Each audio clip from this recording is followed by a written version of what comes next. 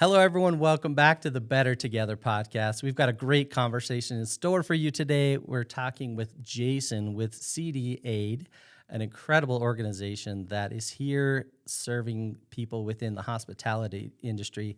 You're going to hear some stories about the lives they've impacted. And just like we talk about with this podcast all the time, it's better together. This is a great example of how that works.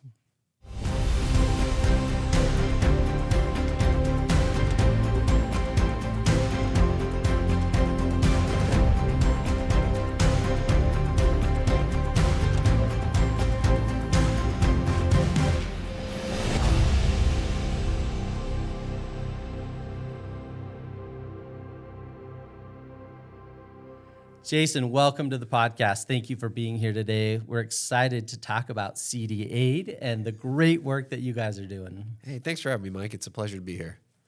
Let's talk for a minute about how you ended up at CDA Aid and like the path to get there. Yeah. So I moved to the Coeur d'Alene area in 2020, my family and I was working for Amazon at the time. I was in HR there and started having some, I don't know how much I want to go into this, but my daughter started having some issues that required me to leave work and focus on my family for a while. So I did that for a little bit. And then when it came time to go back to work, I was looking for something locally. And the big thing for me was I wanted to do something where at the end of the day, I could go home and feel like I'd made a difference. Like I'd done something to improve my community, done something to improve someone's life that day. And just, I don't know if that's selfish to feel like I wanted to feel good at the end of the day. And so that's what kind of got me into CDA was just looking for somewhere to make a difference. And then the other thing is being that we help out hospitality workers in financial crisis. I had worked through high school and college in the hospitality industry. I put in my time at Red Robin, at Old Spaghetti Factory, those places.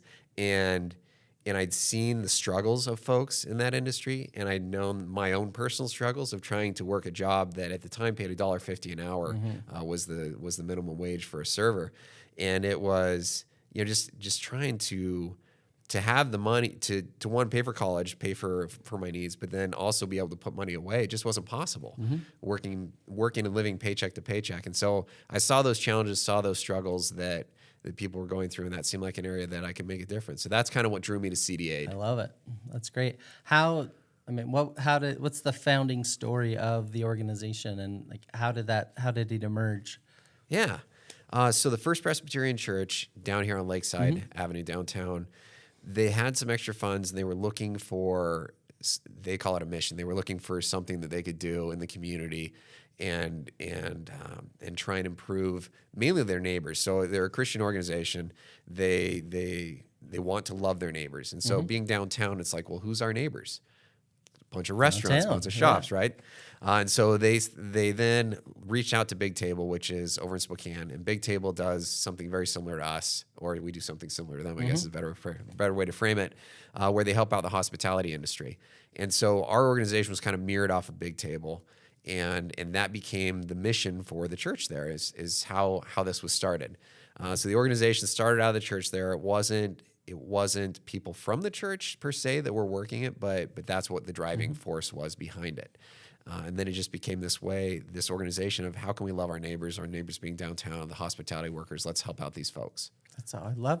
I love hearing the stories of how these nonprofits get started, right? I mean, it's always somebody identified a problem and they just became passionate about it, and it's always about serving someone else. I mean, our founder, she had a friend pass away because she didn't have access to healthcare, and it's like, I need to do something about this. I mean, it just lights something in their soul, and then it turns into this incredible thing that's serving people in the community, and you do get to go home and feel great about what you do every day. What are some of the biggest misperceptions that probably people have? I know most people growing up, you probably had, one of your first jobs in hospitality, and you had that experience. My first job was at a Dairy Queen in Salt Lake City. It was like dishwasher scrubbing the vents.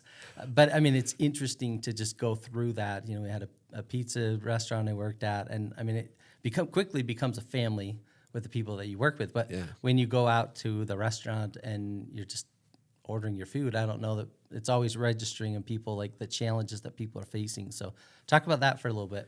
Yeah, the one thing that always strikes me is if you go around our community, from a whole, like it looks like people are doing well. I'm from Seattle originally, and the homeless population is very, very apparent there. Yeah. And when we moved here, it was like, oh, things are good. And then it wasn't until I got into this line of work where I started to realize there's a lot of folks struggling. And so you go into a restaurant, you order your food, the server's smiling, because they kind of have to. You don't know what's happening behind that smile. You don't know the struggles that they're facing. And so that's really been eye-opening to me, to hear these stories of these people, just, the things that most of us, we're able to set aside some money every paycheck. We're able to have that rainy day fund. When you're working somewhere and you're unable to do that, anything hits, you need new tires, your car breaks down, your rent goes up, your child gets sick, you have to take time off work that's unpaid. Any one of those things can spell disaster for somebody who's living paycheck to paycheck. And you just don't know it. When you're looking at your server and they come up smiling at your table, taking your order, you just have no clue what's going on behind that smile.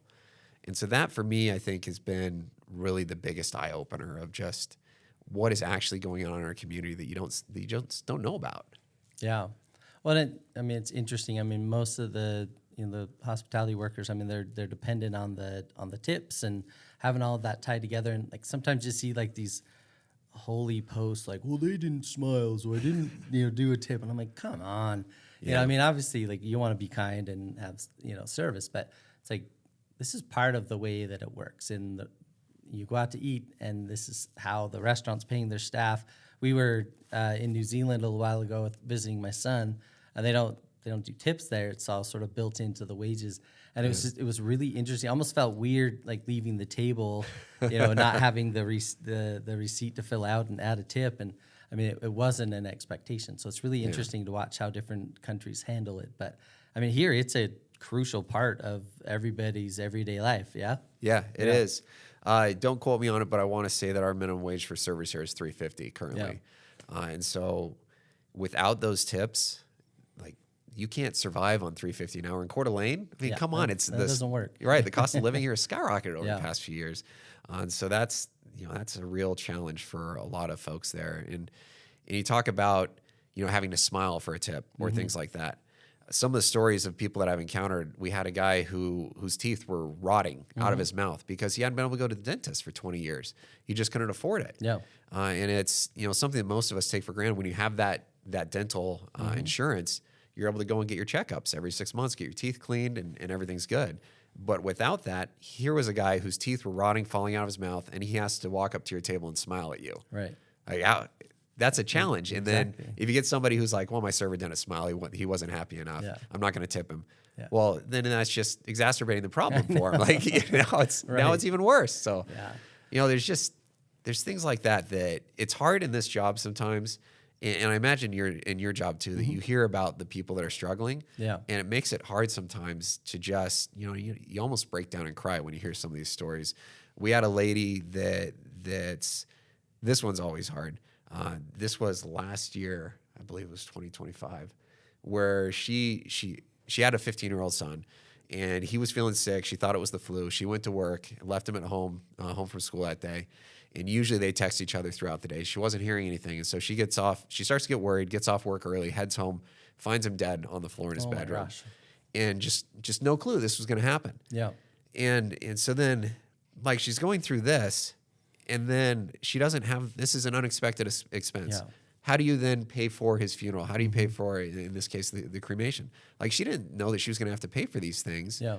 And so she's dealing with the heartache of this, and then not knowing how do you even move on from that? Mm-hmm. And so she was referred to CDA Aid, and we were able to step in and help with that, because that was one of them that was kind of out of what we normally do. It's heartbreaking. Yeah. Yeah. Paying for cremation services, but we were usually helping in transportation, housing, utilities, medical and dental needs. But to me, this kind of fits with the medical needs. Yeah. But it's stories like that where you hear about these things. It's like, you want to feel good about what you're doing at the end of the day. And I think you can, but it's heavy on your heart. Oh my gosh. Yeah. I mean, I hear the stories from our therapists and, doctors and stuff. I mean, everybody's going through something, as you go through it. And, we all put our masks on, and, especially if you're working in a restaurant, like, life's good. Hello. And then inside you're just like, your soul's just breaking and crushing. And, trying to get through that, and having that safe space to take off your mask and say, hey, I'm struggling. Yeah. Making those connections it's really important for a community to have. And, you guys being a safety net for all of those, emergency things that come up, and just like being a resource to take care of people. I mean, it's got to be such a weight off people's shoulders knowing that, okay, look, if I need to take care of my car and my car's broken down and I can't use it to get to work. I mean, that cycle is just going to continue to go around and hurt people's lives. Yeah. And the impact on them, like you say, your car breaks down. Maybe you can't afford to live in Coeur d'Alene anymore, but you work in Coeur d'Alene. Yeah. And you have to drive to work. Well, your car breaks down, you can't get there. And then it's a vicious cycle of what do you do now? We've had people that were walking an hour or two to work because they didn't have a car, or biking through the snow because they didn't have a car. So it's how do these people navigate those challenges? And like you say, when there's a safety net, and we're there not because, and that was kind of a hard thing for me to get over at first in this job is that, and I think for a lot of people is that these folks are working. And so you think of, oh, I want to help the homeless people, or I want to help kids who are dying of cancer or hospice or whatever these other needs are. And you don't always think about the people who are working. You think, oh, they're working, they're getting by, they're providing for their family. But they're part of the ALICE population, the hospitality workers, asset limited, income constrained, employed, where any one of these things, their car breaks down, they're not going to be able to get it fixed. And then how do they keep working? How do they keep providing for their family? What's the impact on their family? 80% of these folks have dependents living at home with them. How does this impact a kid that their parent isn't able to get to work? All of these things it's a cycle that just is destroying lives in our community, and they really need that safety net. They need somebody who can just step in, help them navigate that speed bump in their life, get them to the other side so they can go back to work, so they can go back to providing for their family and get through it without slipping down that slope to homelessness. When you think about that number, $3.50 an hour, it just it keeps circling in my mind as we're talking about, how most people are, a paycheck or two from facing severe consequences and being stuck, right? And I don't know that everybody really thinks about that until your kid gets sick, a financial emergency comes up. I mean, it's got to be a wake-up call for everybody in this community, right? Like we could all be there. We could be there in a week. We could be there in 3 weeks. I mean, at some point, if your income goes away, life gets really challenging. Yeah. Yeah. Even some of the folks that have been in the hospitality industry for a long time have become a manager or whatever and are making money and getting by. One of the things that has been creeping up a lot lately is folks with cancer, and I don't know why. Like we kind of go through these, this pendulum swings of what we're seeing in our community. And for a long time, after the pandemic, it was the rise in housing costs that was really driving people to a need. And for some reason now, it's we've helped out a number of people with cancer. Yeah, and something like that hits. You can have a ton of money. Like that's an expensive thing. Yeah. And so you're talking about $3.50 an hour. How does a family who's living on that plus tips, how do they start paying for treatment for cancer? And they don't have medical insurance. Yeah. Like that's your only option at that point is really you go into massive debt. Yeah. And then you're just worse off than you were. Just ruins your life. I mean, for me, I mean, in the healthcare system, I mean, these are some of the challenges, right? Like, it just kills me every time I see a GoFundMe for a healthcare procedure. I'm like, come on, guys. Like, we should be way more organized than this. Like, we need to have better systems. Early on, when we first, we worked with your organization for a while early on, but we created a program that was kind of a concierge type program. It was $50 a month. It's like, come in, all the basic primary care that you could get. I mean, it was just this really cool thing because recognizing that, this is a big part of our community. And we called it Everyday Wellness because we wanted it to just be this simple, easy thing. We still have it. We don't have a lot of people enrolled on it, but it was really designed to just make it accessible for people to get in the door, get your primary care needs met, because if we can catch stuff early, you can start to prevent it. And it was really fun when we first started working on it because people were just like, really? That's all we can do? And for employers, I mean, they didn't have big budgets to pay for health insurance for people, so sometimes they were splitting that premium, so the employer was paying $25 and the employee was paying 25. And I mean, again, it's not perfect. It wasn't, full service healthcare, but it was something that could start to get people in, and then allowing people to connect those dots. And so that's probably something we need to talk about again as we go through it, but just really helping people, get access into care, because we have to take care of our bodies. We have to have those connections, and one mishap in healthcare can just ruin our lives. Yeah.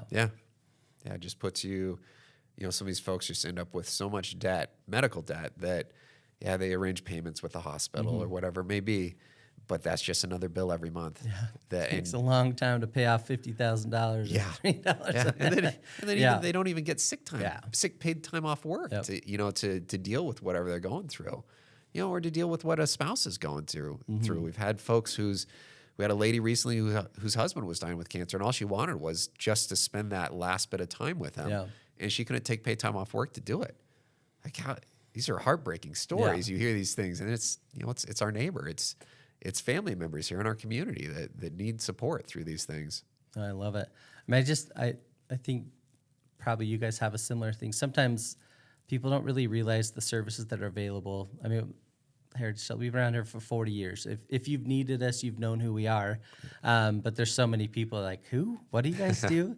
And, as you connect with that. And I think that's one of the reasons for the show.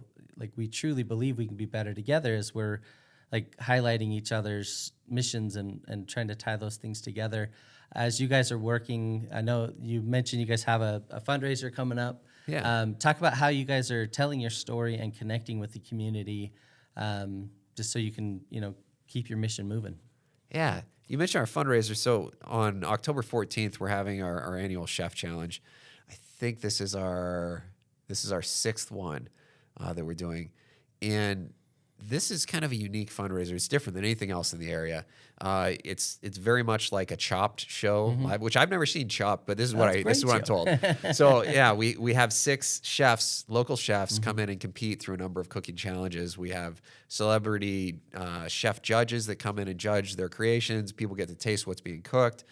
So it's really if you're a foodie, I always think this is the premier Inland Northwest food event. It's something else. Cool. Yeah. So it's October 14th. Tickets are on sale right now.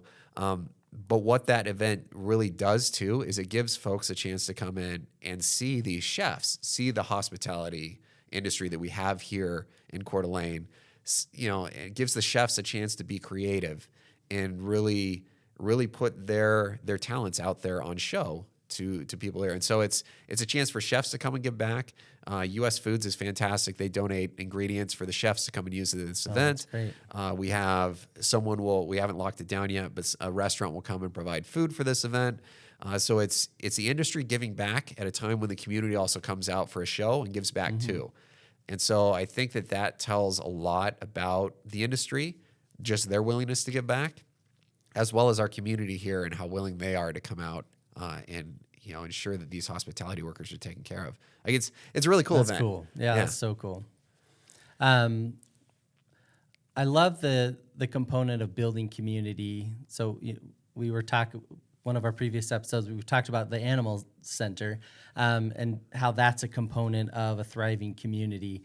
When people come to Coeur d'Alene, I mean, we're known for lots of things, but I mean, it is a great place to come have a meal and have that time together as friends, people. I think so much happens around that dinner table that, I mean, you can think of just memories from your life that, where you were maybe isn't as important, but it was that shared time together. I mean, you guys are helping to build community, and I think that's such an important part. We have to have strong restaurants. We have to have strong healthcare. Have to have, all these other elements in town.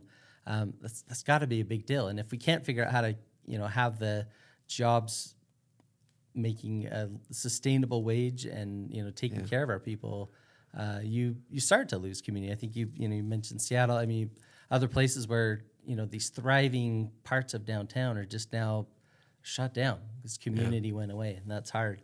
How are you guys seeing the next few years? What does it look like for you guys as you're thinking about the future of community building in downtown space? Oh, that's an interesting question. The big thing for me as an organization is always thinking about funding. We have to. what we do is so interesting because we just basically bring in money and then we redistribute that money is really what we do. Yeah.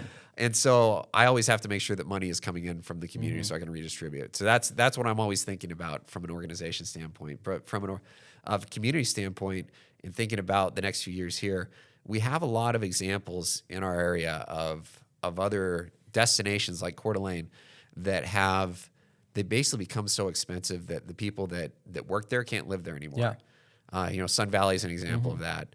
And so that's something that I think in our organization we've talked about a lot is like, what do we do so that we want people to be able to live and work in Coeur d'Alene. And I want to say that service is our third largest industry in Coeur d'Alene. Makes sense, yeah. And so that's a big piece of who we are. And tourism is such a big economy boost for us here. And restaurants are a big part of that.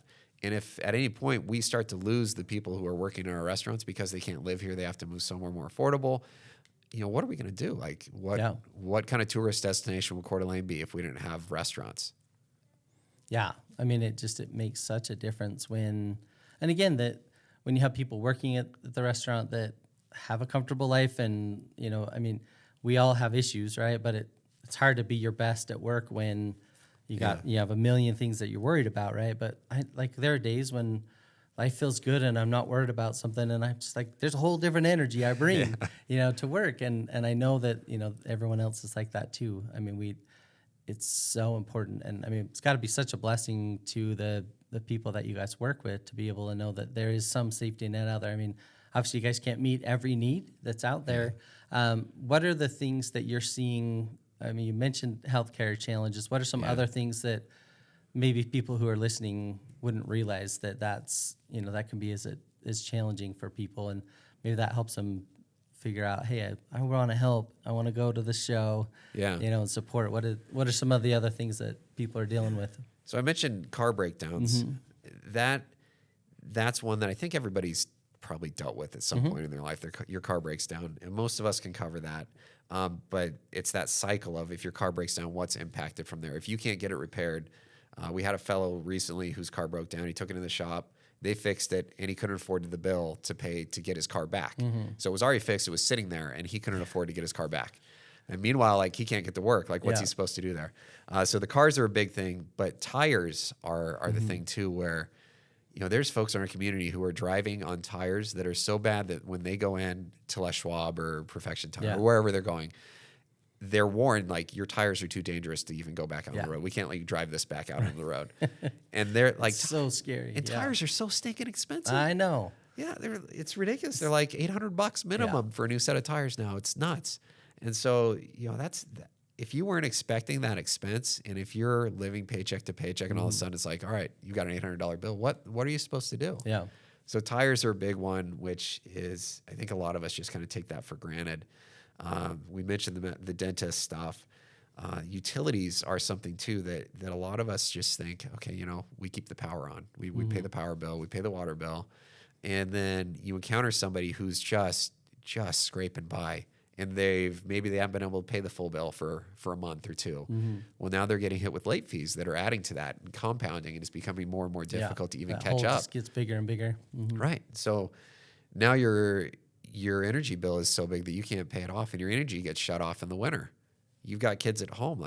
How are you supposed to keep them warm? Yeah. This, and that's the thing that I think a lot of people, you don't think about, when you're, and I keep saying restaurant worker, but it's hotels, motels too, whole hospitality industry. When they are serving us, you're not thinking about, what's it like at home for them? Yeah. Well, who are they taking care of at home? How are they doing it?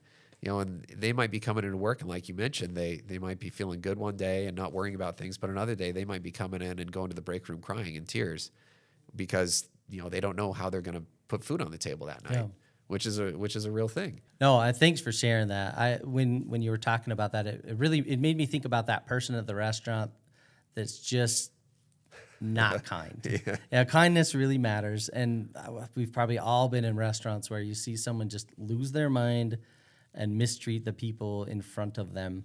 It can just be so demeaning and demoralizing, and we don't know what that person's dealing with. Right. Yeah. And maybe the person that's grumpy had a bad day too. Right. Yeah. I'll stick that in there as well. Humans are humans, but working in a restaurant and, doing the service industry, people don't realize the impact of that tip, of that good review at the restaurant. I mean, all those things, they really add up. It's almost like we have this responsibility as people that are going out and utilizing these services. Like we have to participate. So I don't think it should be a badge of honor if you say, "Oh, I just didn't tip that person." Like we should all just publicly shame those people and say, "Really, that $5 or $10, like it's gonna put you out?" But that means tires on a car. That means a healthcare bill paid. I mean, it means something. So I don't think we should celebrate those people. I like kindness, but should we just talk about that for a second? Yeah, I think that those expectations are there that you tip something. And you tip more if it's exceptional service.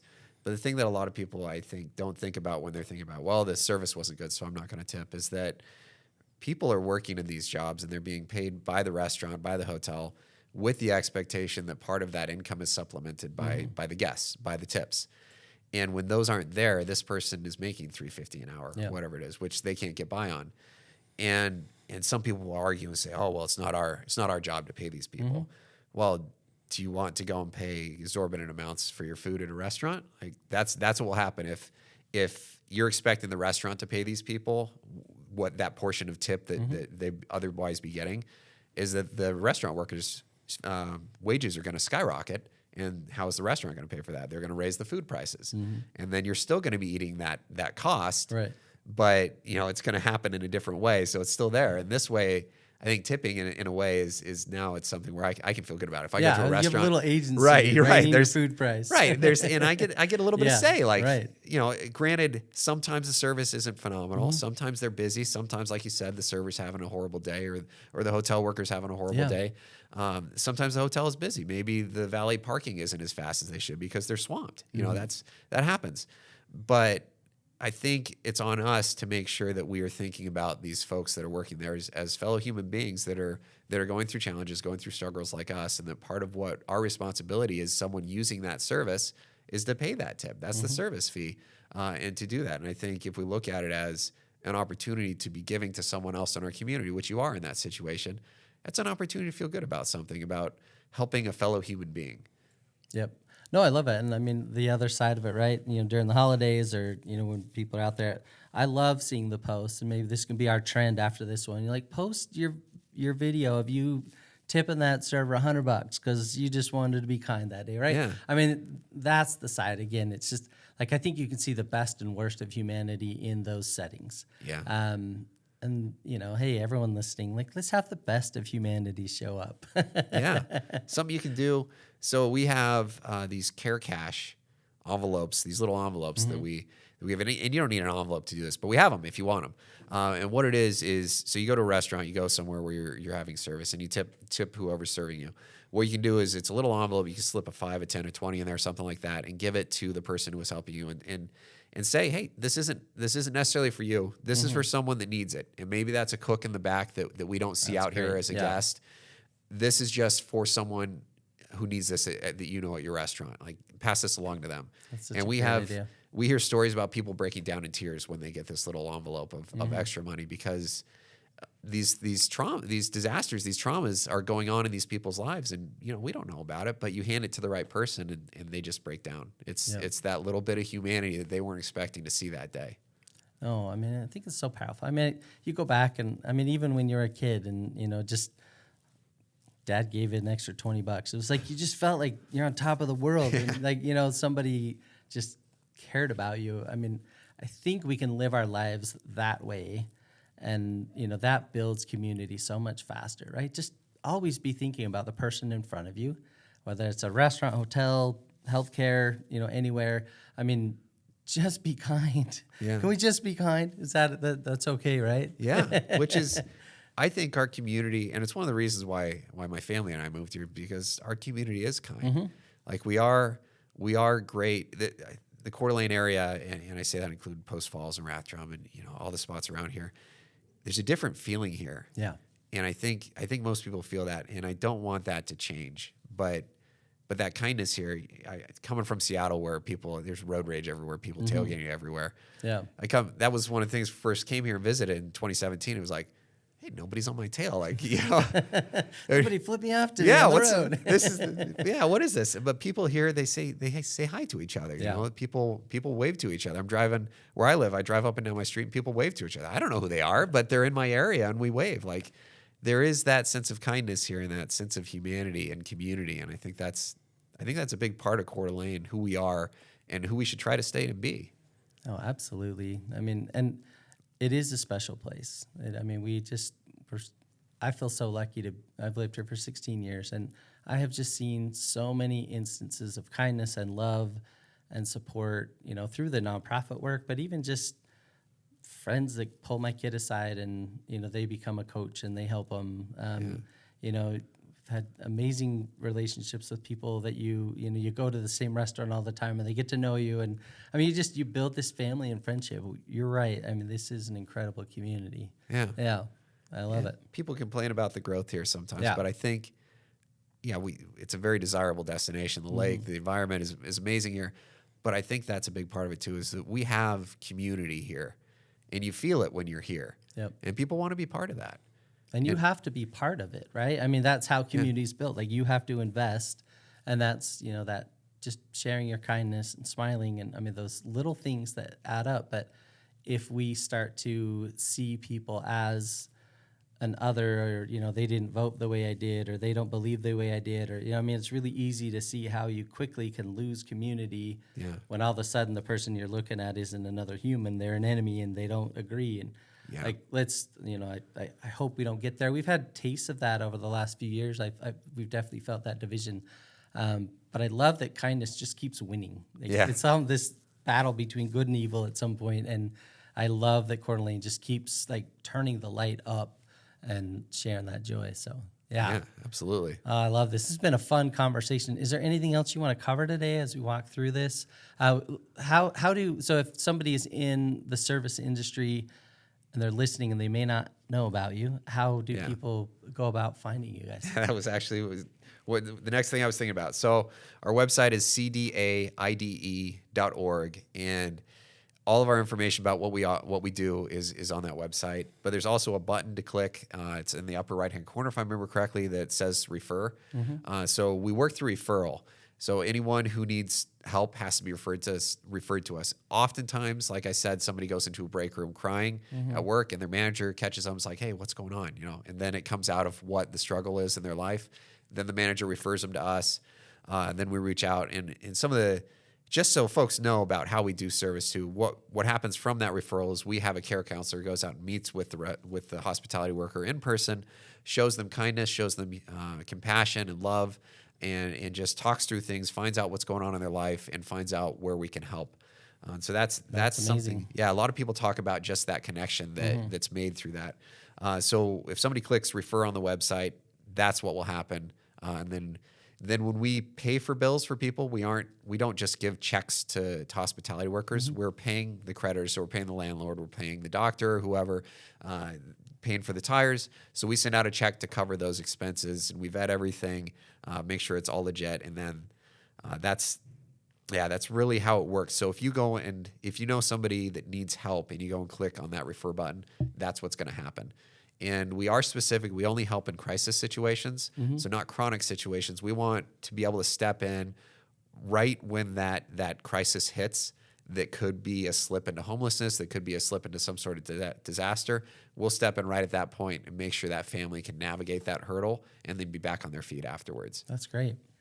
And then I'd imagine, that the care person with your team, you kind of point people in the right direction, for other resources, right? Yep. I mean, there's lots of services in the community, and sometimes when you're struggling and you find yourself in that hole, it's really hard to look up and realize that there is help out there and kind of knowing about it. So I think that's another fun way that, all the nonprofits work together. We try to take care of each other. So that's great. Yeah. Good. Well, this has been a great conversation. Thank you so much. I'm really hoping that your fundraiser turns out amazing, that people get great food. And just thanks for being here and being part of the community. When I thought about the work that you guys were doing, just kind of preparing for today, Again, I think it's another one of those hidden surprises in the community that a lot of times people just don't think of. It's like, I went out to dinner and I had a great time. My family had a great time. It's about us when we went out, and that's okay, right? We can have fun with us, but opening your eyes and, remembering the people that made that a great experience for you, I think is a really important thing and powerful. So maybe as we send people out for this week, we should just remind people, look, go out and eat, have fun. Yeah. But, if you've heard this episode today, just remember, throw some extra money into that tip if you're available or if you're able to do that. Let's just keep spreading some sunshine. Yeah. Yeah, that sounds great. Remember to smile at those folks, because that can make a big difference too. Thanks for having me, Mike. This has been great. You're welcome. Yeah, thank you for being here, and hope everybody has a great week. We'll see you again soon.